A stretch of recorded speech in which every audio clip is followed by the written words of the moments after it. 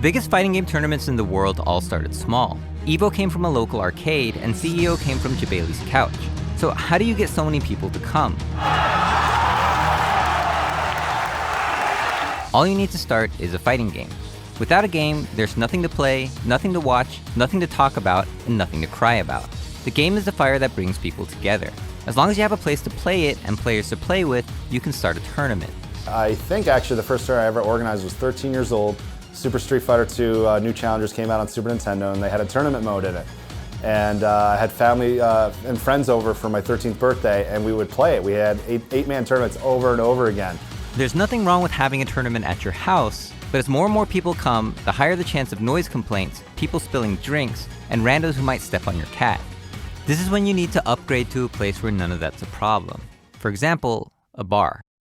But why would anyone let you use their space for your gaming events? There's just so many bars in Seoul. It's competitive, so it's an easy selling point. If I can go to them and say, listen, I can get 60 people in your bar at a non-peak time, like at a 1 p.m. in the afternoon, whether it's a bar or a cafe or like PC room, whatever it is, that's an easy selling point, and it's given us a lot of leverage for negotiating. Just be like, hey, I want to bring this tournament. I can bring you like 40, 50 people maybe. I'll charge them $10 venue. I'll give you half of that. Is that cool? And then you keep your bar sales, which is a big seller of these events.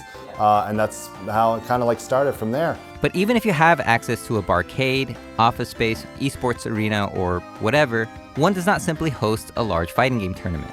With more people coming, you need more equipment. Your home setup with an Alex-less copy of Street Fighter V might be good enough for you and your friends, but guests will want more setups with all the characters available. The good tournaments, I think, are organized well. They have lots of setups, and as soon as you show up to the tournament, everything is all ready, and so you can sit down and play right away. So the big thing for me is that everyone gets to play a lot of friendlies after the tournament and before the tournament. Also, with more people, you need a viewing area with a big screen or a projector so people can comfortably watch the matches. When a dedicated viewing area is unavailable, this can happen. But getting all this equipment isn't easy because stuff is expensive, Alex isn't free, and Smash characters don't unlock themselves. The hell? This is why you need volunteers who are down with the cause. When players loan their equipment, run the brackets, or carry back-breaking CRTs, it's called community effort. It's really hard to make any money off it. We use a lot of volunteers just like everybody else. We get a lot of sponsorships. It's not cash sponsorship, but more equipment sponsorships, just to subsidize for all the bills and stuff. But more gaming equipment also means you need more power, as in more electricity. The first event we did at our kind of newer, larger venue is a place called Black Market. It's a really beautiful space. By Korean standards, it's huge. It also serves as kind of a street art gallery. So it's set up to be appealing, like the aesthetics of it. So we were really eager to get going in there. What we didn't account for, and I'm sure more experienced TOs will probably laugh at this, but we didn't really account for electricity being an issue. Unbeknownst to us, the venue name is Black Market, and we were trying to just think off the cuff of a name that fits with that, so we named our event Blackout. We did not know there was actually going to be blackouts, so we ended up losing power in half the building. We did get it sorted out, but it was a big hiccup. 2 weeks ago we had the second blackout, and no power issues. We think we got it sorted, and it was a good event. Once you have everything to host an open tournament, you now need players to come.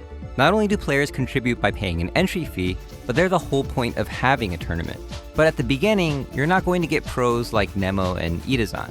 If you want to attract good players, it helps that your players get good, because good players seek good players. Tekken Danger Zone, Pakistan.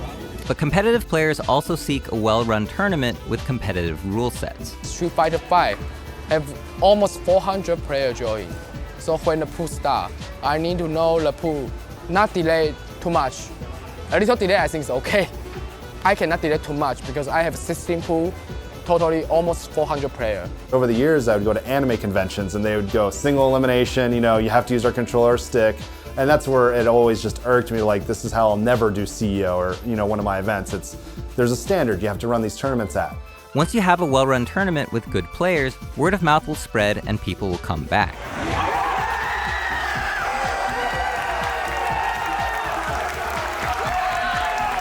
But as good as word of mouth is, the thing that will show off your event to the world is media. Stream is live. live. A live stream can attract a large spectator audience, but like any live broadcast, you need talent. Obviously, there are hosts and commentators, but also talent behind the scenes. The number one thing for me in running a tournament is getting more attention and awareness. So we have a big focus on streams, which is why I worked with Fart in the start. He's the guy who created live streaming and stuff like that. So it's one of the most important components of any emerging communities right now. Streams that are reliable, look polished, and have your favorite commentators cost money and require a dedicated team. With enough spectators watching your tournament, you can get sponsors who can help provide extra resources like equipment, prizes, and pot bonuses. Of course, cash prizes can also attract good players because unlike trophies, money can be exchanged for goods and services. And finally, if the game you're hosting has a pro circuit and they allow your tournament to participate, you can provide precious league points to the top placers that can help them qualify for the finals event. The Tekken World Tour has even started to allow local tournaments to give out league points, giving pro players more of a reason to enter your town's 20-person barcade event. With money, points, and a meaningful trophy, the best players will travel to your tournament, which means better competition, more spectators, bigger sponsorships, and ultimately more people at your event. This is when you might need to upgrade to a convention center or hotel. The big thing we learned from working with hotel owners was the two important things for them are room nights. If you can guarantee that, hey, our attendees are going to come in and book rooms in your hotel and you'll make business that way. And then frankly, like food and bev. They're going to be ordering a lot of food because they're going to be in your hotel. And one of the great things about fighting game tournaments is that attendees stay usually on the grounds for a really long time compared to some other convention. The reason players tend to stay at the hotel is because there's a lot of stuff to do. In addition to being able to have more casual setups, the extra space means you can sell spots to vendors, artists, and companies who want to showcase their latest game. So now you have an awesome tournament with a lot of players, but the only problem is, so does everyone else. In order to get to the next level, your tournament needs to offer something unique. The way that tournaments have developed in the West, they're all growing with their own sort of focus. Like Combo Breaker has a slightly different vibe from EVO, has a slightly different vibe from like the things that they do in Seattle, which is different from CEO, right? And I think the way that all those events are able to succeed is because they all have something that they're going for. One of the greatest things about Combo Breaker is that the venue is open 24 hours. It's basically like the players own the entire place for the weekend with gaming setups of you name it all throughout the hotel. One of the rooms was full of CRTs running actual arcade boards of classic games, and you can tell there was special attention paid to the lighting, which gave it a nostalgic feel. And lighting is part of the reason Combo Breaker feels like a rock concert. Their trophies are even shaped like records. We wanted a festival concert environment. We wanted that atmosphere, but we wanted it to be directed at and focused in on people playing fighting games. And if we can wrap that with some vendors or some extra activities or all that stuff, that's fun, that's cool. But all we really wanted was atmosphere and people playing video games. But if you look at the trophy at CEO, you'll notice they have a completely different theme. What's up? Raise it up high? Yeah! Each player that's in top 8 has a wrestling-style entrance with their own fanfare, and it's where some of the most memorable moments from the FGC come from. There's simply no other TO that'll do stuff like this. And the important thing to remember here, Alex Pyros? Last year, you cheated to win.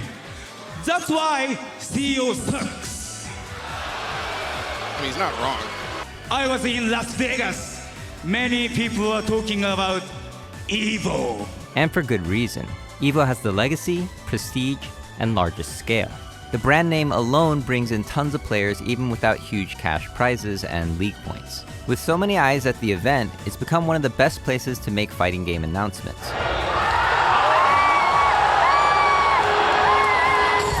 If we're all going for the exact same target, I think it would get competitive in a way that's not healthy and not good for anyone. And if we were just willing to do what sort of big money wants us to do, this thing would have died a long time ago.